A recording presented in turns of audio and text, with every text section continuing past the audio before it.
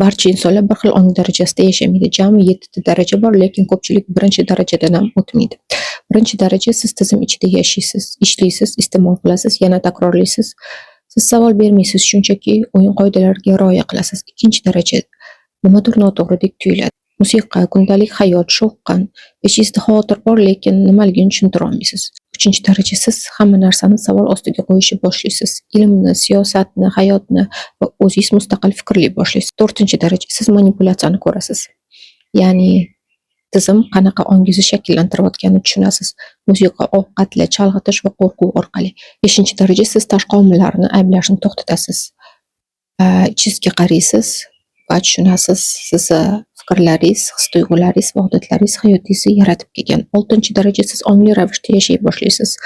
O'z energiyangizni boshqarishni boshlaysiz va nimaga e'tibor qaratayotganingiz, nimaga ishonayotganingiz orqali hayotingizni shakllantirasiz. Yettinchi daraja siz tajriba uchun minnatdor bo'lasiz, tushunasiz, sizdan tashqarida hech narsa sizni qutqarmaydi, chunki haqiqiy kuch har doim ishingizda bo'lgan.